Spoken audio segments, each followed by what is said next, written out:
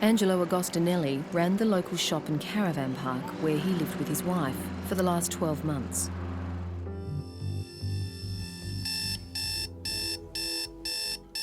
But one morning, Gina woke to find her husband had disappeared. There was a ring of truth to some of what he had to say. We thought it was just two people, then it was a third person, now it was a fourth person.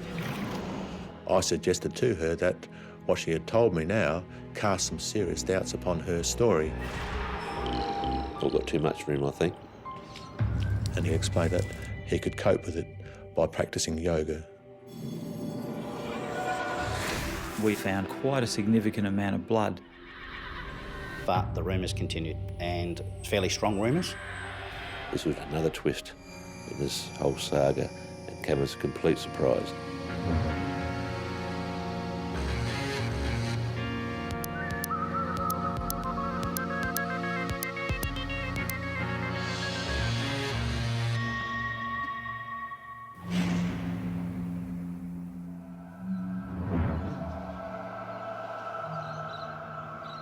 The disappearance of Angelo Agostinelli would send the small town of Millicent into a frenzy of rumours. There were some dirty little secrets hidden in the caravan park where Angelo lived with his wife, and forensics would uncover every last trace of them.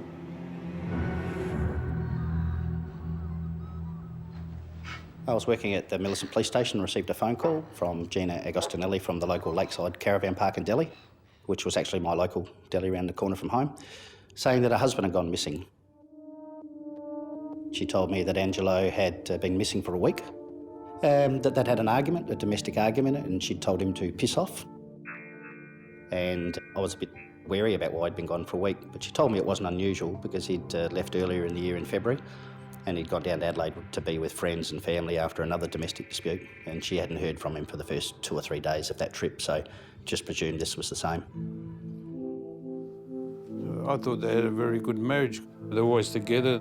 Gina would be sitting on his lap, and I thought there was, they were very affectionate towards each other. The couple had been married for 5 years. Gina had 2 children from a previous marriage. So I thought Angelo and Gina might have had a little, husband and wife tiff or something, that he'd sort of just gone away for a couple of days to cool off. The family had indicated that he had left before and had gone down to Adelaide and seen them, so they weren't overly surprised. But this time, Angelo hadn't taken anything with him. He'd just picked up his phone, phoned an unknown person, and Gina didn't know who it was, and had just said the words, "Meet me," and then had walked straight out of the van. And she told me that Angelo hadn't taken his car, hadn't taken his phone. She'd subsequently found $5,000 missing from the safe, but she didn't think he'd taken it that night because the safe was within the van and she felt she would have heard him go to the safe to take the money and leave. So this $5,000 missing cash meant one of 2 things. He'd pre-planned leaving, or he'd come back at some stage and sneaked in and taken the cash. In the small town of Millicent, word spread quickly that Angelo had disappeared. Most of the townsfolk thought one and one only thing. Angelo was having an affair. Gina had heard some rumours around town from people that Angelo, in fact, might have been having a relationship with a lady from Tantanoola.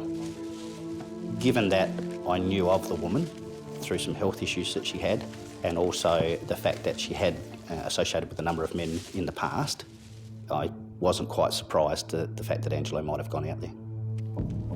So one of the things naturally was to go out to Tantanoola and check to see if he'd been seen out there at that house. Knocked on the door, checked around the house, and there was no one there. So I spoke to neighbours, and people there indicated to me that the woman was last seen a week prior to me arriving, and she'd gone to Adelaide. And that was very interesting because it timed exactly with the time that Angelo had left the caravan park. I was very confident that it was just a missing persons report and that the husband and wife had had a dispute. I expected him to come back or at least be found very quickly so it wouldn't be a long outstanding missing persons file. 3 days after the report had been filed, there was no sign of Angelo or the woman from Tantanoola. And while Angelo may have taken the $5,000 from the safe, none of his bank accounts or 4 life insurance policies had been touched. I thought that he could have gone with the other woman, but my brother wouldn't have gone anywhere without his 4-wheel drive. He just loved his car and just liked driving it, and he wanted to be with it, and he wouldn't let anybody drive it. And he just loved his 4-wheel drive. So I asked the family those normal questions about whether he might have been involved in gambling or whether it was drugs or anything else in the background, or about whether they believed he might be suicidal. Police asked me if Angelo was suicidal or depressed, and I said no, he's not. He wouldn't have been, no. My brother was never into gambling, he wasn't into drugs. And Jean indicated that he'd been under a bit of stress at work and, of course, their domestic argument, but never that there was an indication that he would commit suicide.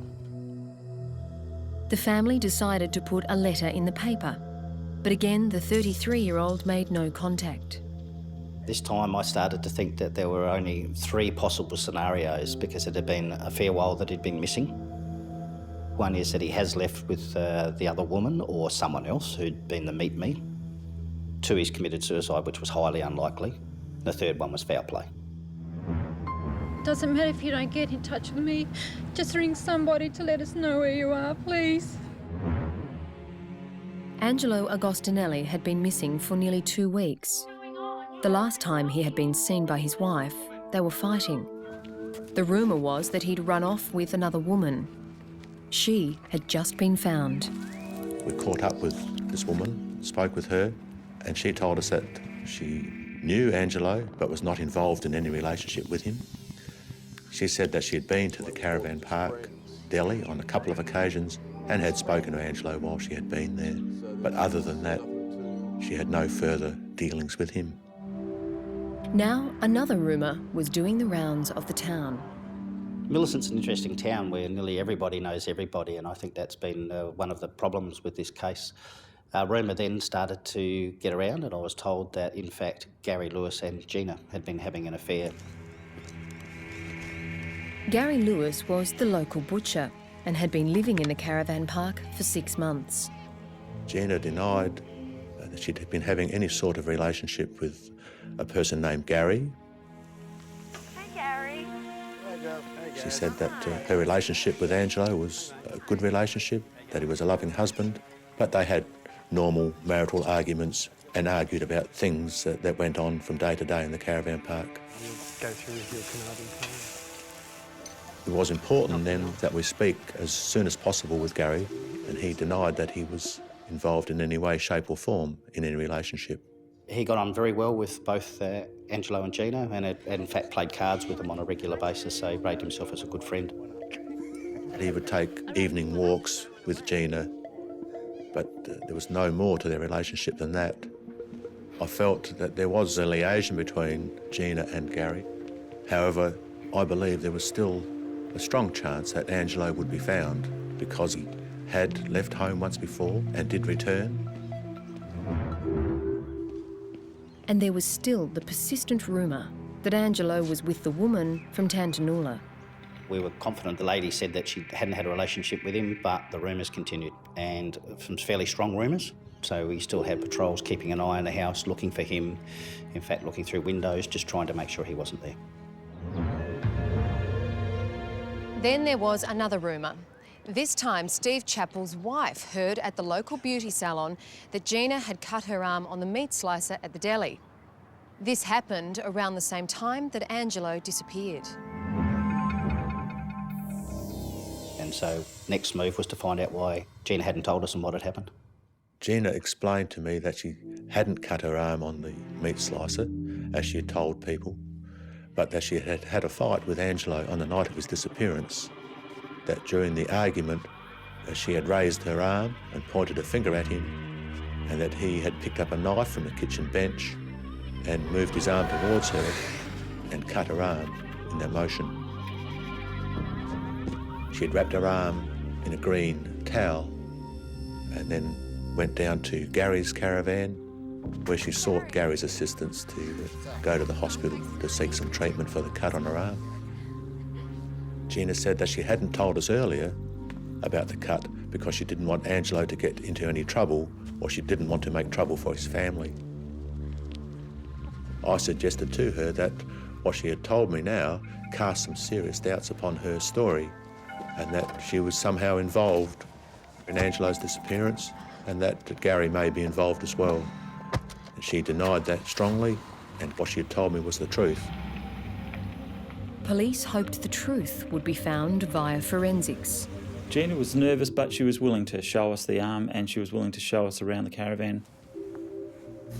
There were some traces of blood in the caravan area on some carpet. It gave them that impression that the stain was quite old and it didn't look very fresh, and given the time this occurred, it wasn't likely that that was caused by bleeding from her arm, although I still obviously did the hematuria test and found that it did contain traces of blood. The carpet was cut out and taken for further testing, but no other blood could be found anywhere in the caravan. And which was a little unusual when you consider the size of that laceration. You'd expect blood to get somewhere, even sort of under the crack of a bit of lino or somewhere where you wouldn't necessarily get to it to clean it up. Then we moved on to the vehicle that Angelo owned and really loved so dearly. That was his pride and joy. It was like a four-wheel drive with a tailgate flip-up. And in that tailgate area, I did find what appeared to be a bloodstain, and I did the presumptive test again for blood and found some faint possible bloodstain on that back tailgate area. But it wasn't really enough to seize the vehicle at the time. So then we just locked the vehicle up and gave back the keys. The next time I spoke to Gina, she'd phoned me up and was quite upset, and in fact told me to tell the detectives to leave her alone and that they were picking on her, and that they believed she was involved in Angelo's disappearance in some way. And she kept telling me to tell them to look in the right place. I asked, well, what's the right place? And she just kept saying the right place. Couldn't take me any further. Police had continued to keep an eye on the house and the woman from Tantanoola, but they were also looking elsewhere. 33-year-old Angelo Agostinelli has been missing for over 2 weeks. He was last seen at the Lakeside Caravan Park in Millicent, where he lived and was the proprietor. While there have been a number of sightings and rumours to his whereabouts, he has made no contact with his family. Today, police searched the local swimming lake and the nearby scrubland, but found nothing. They are still treating his disappearance as a missing persons case. Yes, at this time, yes, but we're quite concerned for his present whereabouts and safety. But thoughts of missing turned directly to murder when the crime scene team returned for a further look at Angelo's car. I had quite a sinking feeling that, I should have probably seized this vehicle. That's immediately what I thought. I thought, boy, I've made a blue here. Separating fact from fiction was one of the main considerations for the detectives investigating the disappearance of Angelo Agostinelli. Had Angelo left his wife for another woman? Was his wife having an affair with another man? And why had Gina not told police that her husband had cut her during the fight on the night he left? Now another question was added to the list. Who had removed the faint bloodstain that Phil Argy had seen when he first examined the car? Embarrassingly, it looked like it had faded, and I thought, gee, a couple of days later, that's amazing that it's faded. So I had this quite a sinking feeling that, I should have probably seized this vehicle. That's immediately what I thought. I thought, boy, I've made a blue here. But in hindsight, it was probably not a bad thing, because what it actually did was it caused someone to actually clean the stain, because they were quite worried that we'd found this stain. And when we had another look at the vehicle, we actually did find some blood that was in behind the lever of the tailgate door handle, which again, weighted the evidence towards this vehicle had been used in some respect to the transport, possibly of a person that was bleeding. At this point, I kept an open mind about whose blood or what the source of that blood in the car, and spoke to Gina about that and asked her where she had travelled in the car when she injured her arm, and she said that she had travelled in the front, and she couldn't explain why there should be blood in the rear section or on the tailgate of the car. A day later, the possible answer to how that blood got there was put forward by one of the caravan park residents. Henry Miller came forward with a story that Angelo had been working on the back of the four-wheel drive repairing a window from one of the vans, and that he'd cut himself with a drill bit. I went back and I examined the caravan. I took some photographs of the caravan that was allegedly fixed up by Angelo. I checked the caravan window where he would have used the drill to put a new pot rivet in. There was no evidence of blood on that caravan. I checked that thoroughly. I was trying, obviously, to either support or deny that story of Henry Miller's. When Angelo's car had been taken for forensic examination, it had been pulled apart. We stripped back the trim of the tailgate, and inside the trim, on the actual locking mechanism inside the tailgate, which you couldn't normally see, there was about 10 cc's or 10 millilitres of blood, which is, we just estimated that was quite a significant amount of blood. Not anywhere near the amount of blood described by the residents. Because we asked Henry, how much did it bleed, and he said that Angelo fixed it with a Band-Aid, I think, from memory, so it wasn't consistent with the amount of blood found inside the tailgate. What had happened, we presumed, was that blood had dripped down from inside the window glass of the tailgate down inside the lock. And whoever had cleaned up the blood on the window itself didn't obviously pull the tailgate apart, so we actually found the blood on the inside of the locking mechanism, which was quite a breakthrough. The interesting part about that was that Henry was prompted to remember that story and to come forward with it by Gina, which again made us think this is more of finding stories to protect the real truth. Blood from the car was sent to Adelaide for DNA testing, along with samples from Angelo's family.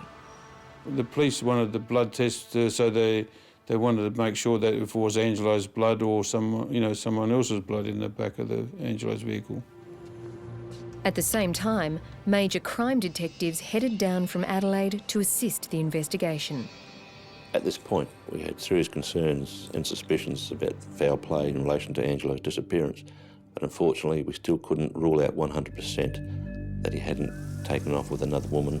The rumours around town were still rife to that effect, so we couldn't, as I say, rule out 100% that he wasn't alive and well somewhere in and hiding.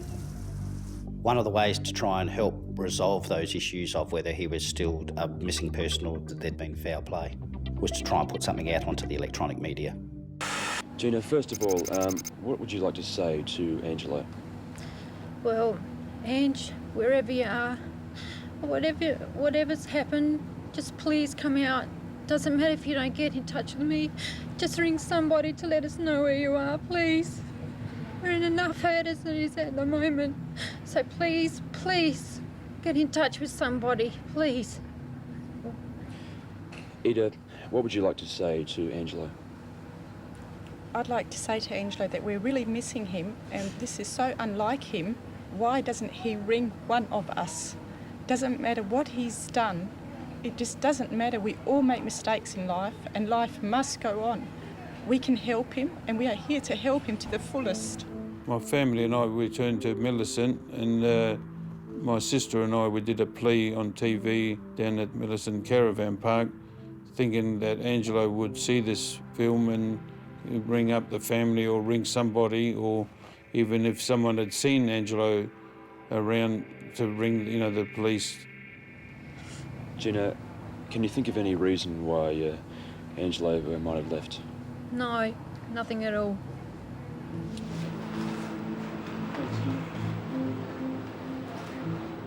I would have to say during that, Gina was very convincing. She was quite emotional, very strong in her need for him to come home, and given our suspicions, it sort of confirmed my belief that if our suspicions were right, she was a very manipulative person and a very good actor. Not long after the appeal was made, the blood results came back.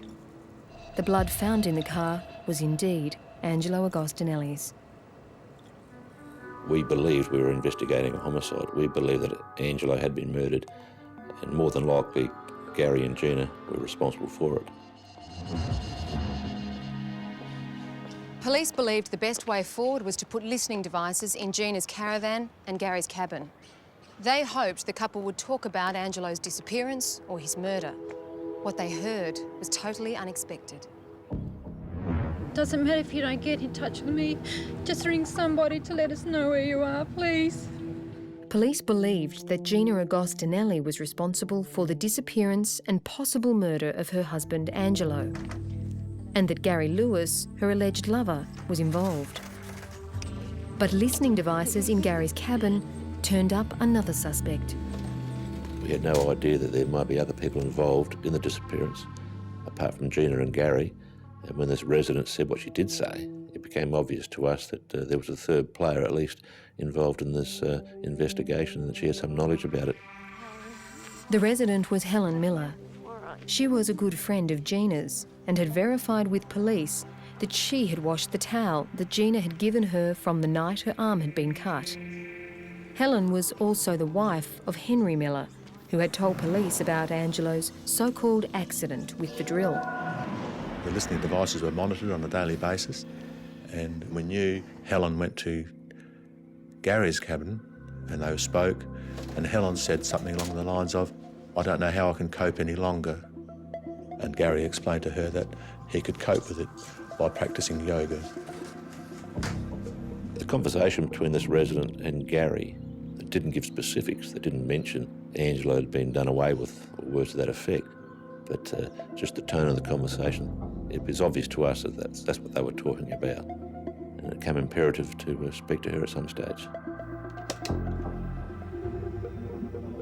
It was decided that because they were actually talking, it would be a good idea just to let the listening device run a bit longer, just to encourage a bit more conversation.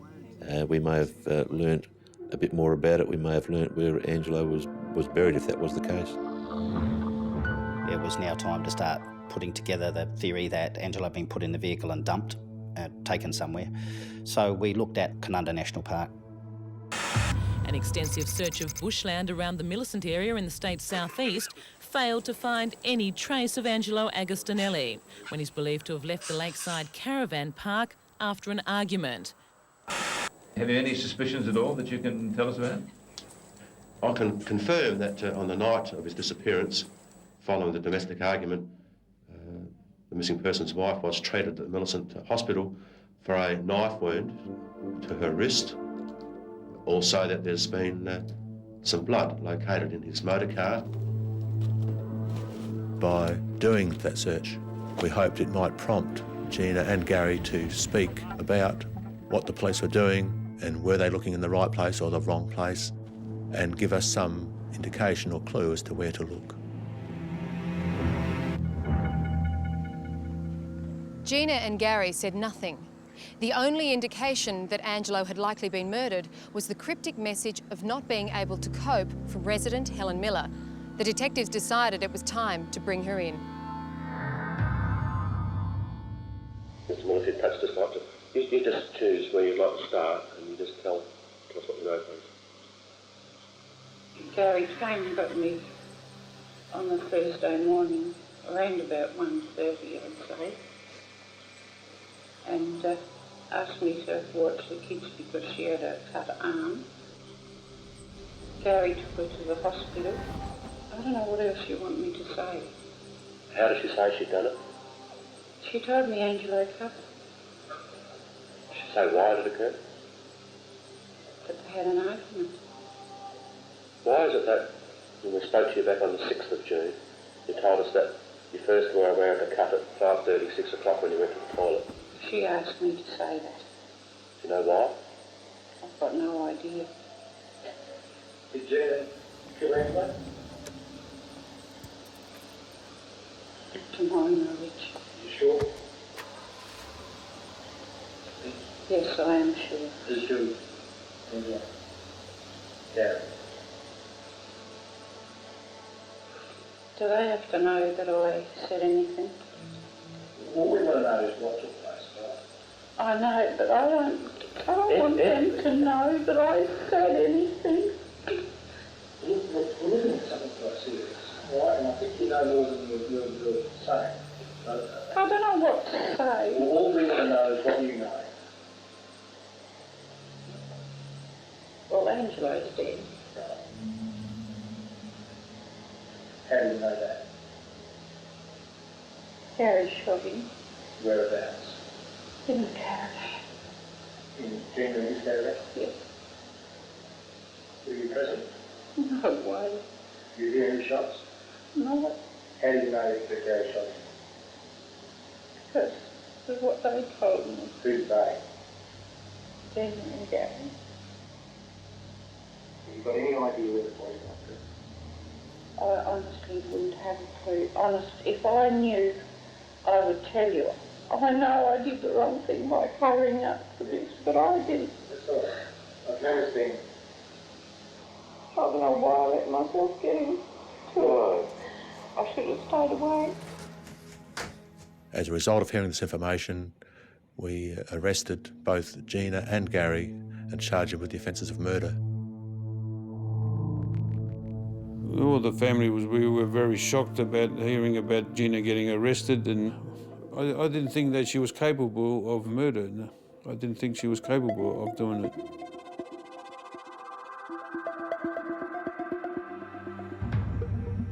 We thought if Gina wasn't happy being with my brother, she could have left him, or, why take a, person's life. I don't know. Both Agostinelli and Lewis appeared in court this afternoon before Mr. Justice Brown. In opposing bail, Assistant Police Prosecutor Graham Smith claimed police were concerned that Lewis may interfere with the Crown's vital witness, a woman. In further opposing bail, the prosecutor said police are concerned that the accused may interfere with the body of Mr. Agostinelli, which has not been found. Today, the search effort stepped up. Acting on information, major crime squad officers and a host of local police scoured the Millicent rubbish dump. The Millicent rubbish dump joins the national park, and butchers have a key to that dump so they can get in at any time to use an offal pit. Gary is a butcher and has access to that area and knows that area, and we considered it possible that Angelo may have been dumped at the dump or at the offal pit, but that search proved fruitless. It was decided to go back to Helen Miller and see what else she knew, whether she was holding things back. We learned that Gary hadn't actually shot Angelo, that Gary had told Helen that he'd actually had stabbed Angelo. And it was during the course of the stabbing that Gina had received the wound to her wrist.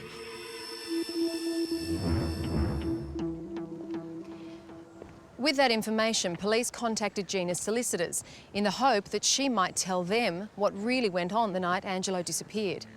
She initially agreed to show them where her husband's body was, and then changed her mind. That wasn't the case when detectives contacted Gary Lewis. He gave them an exact location.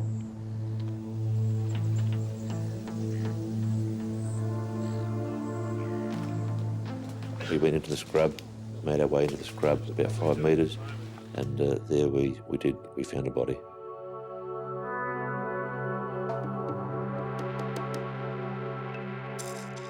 He was covered over with some twigs and branches, but still visible through those twigs and branches.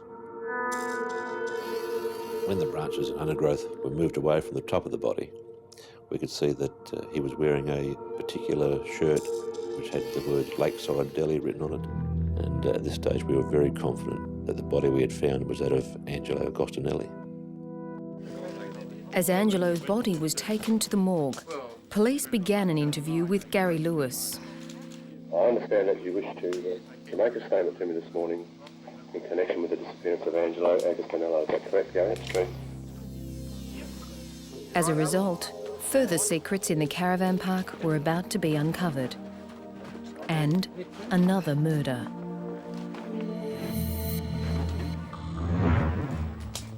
The man's body was discovered 10 metres off a track in the Canunda National Park near Millicent at 11 o'clock this morning. Although formal identification is yet to be made, police say there's little doubt it's that of the 33-year-old caravan park owner. As the police awaited the results of the post-mortem, Gary Lewis was freely talking, telling police that he had got roped into the murder. I went up to the shop, went off, and there was a hell of a row going on.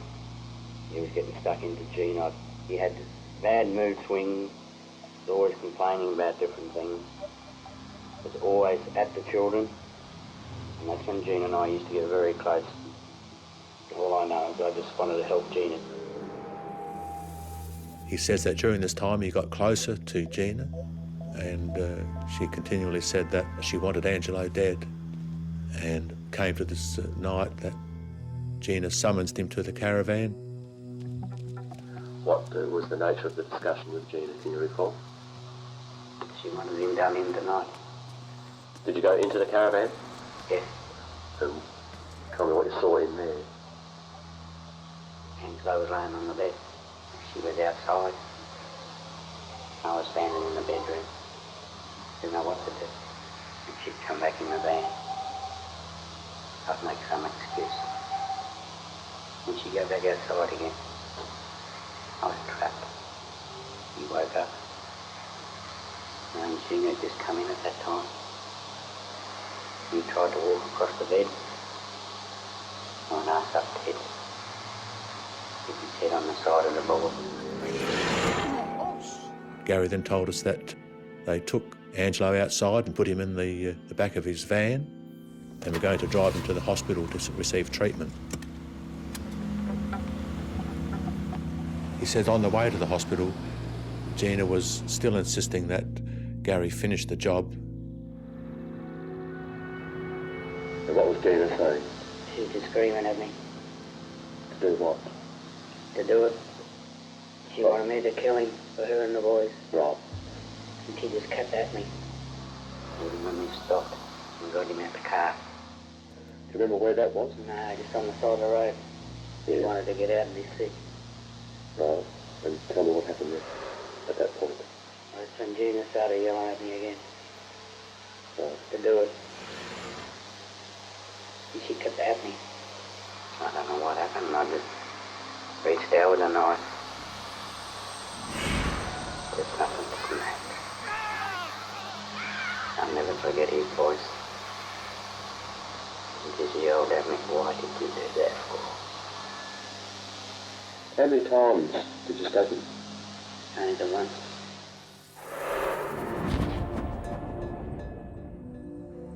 And he thinks it was during this motion of stabbing that he also stabbed Gina in the arm.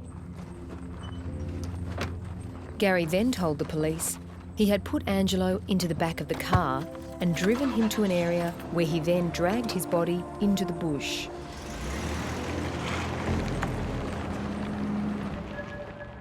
What's your reason for doing this?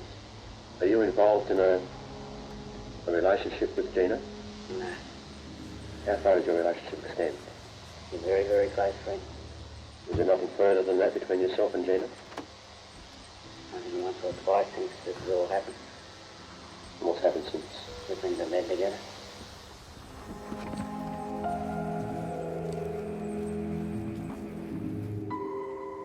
At this point of the confession, the results of the post-mortem came in. Angelo had been stabbed. Not once, as Gary had claimed, but multiple times. The internal examination of the body showed quite obvious cuts to 3 of the ribs on the left-hand side, and in addition we have a penetrating stab wound to the left ventricle of the heart. What's important there is that the damage to the ribs and the damage to the heart are all on the left side of the chest, and they correspond to the position of the stab holes in the T-shirt.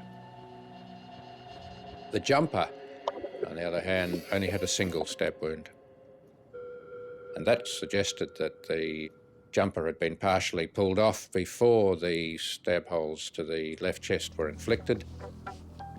It's quite possible that 1 or more of the stab holes were inflicted after he died, perhaps after the body had been moved to the situation in which it was found. The other major finding at the post-mortem examination was a substantial head wound. So serious was the injury that it could not have been caused by Angelo hitting his head against the cupboard. A weapon was involved. And the obvious suggestion is a hammer, but something bigger of the nature of a sledgehammer could achieve this result.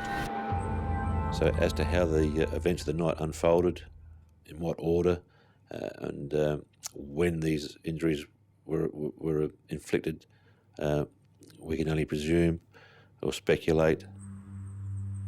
I thought that Gary was very much trying to minimise his role in what had taken place, There was a ring of truth to some of what he had to say, but a lot of it was trying to diminish his responsibility.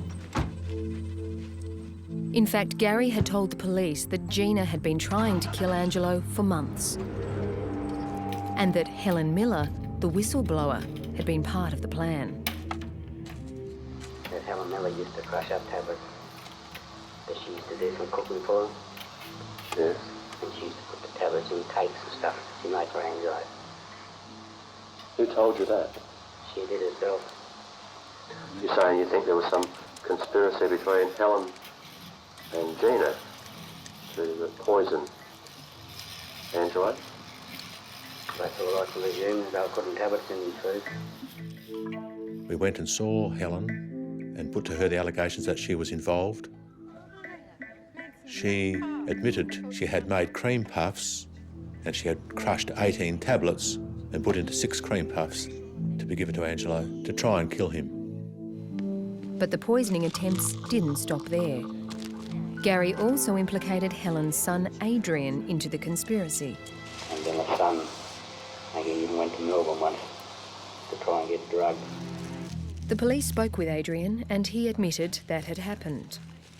Gina gave him $600 to do this, but once he got there, he decided he didn't really want to be a part of this. It all got too much for him, I think. He decided to buy some speed. They did, in fact, give some of this to Angelo, but it didn't have much effect on him. I think he just developed a bit of a headache out of it all. Adrian had also said that Gina had told him, quite bluntly, that she didn't want half, she wanted the lot, meaning the houses that they owned in Adelaide, and there was a rather healthy life insurance policy on Angelo's life. Helen also told us that Gina had drugged Angelo's mule on the night that he was killed.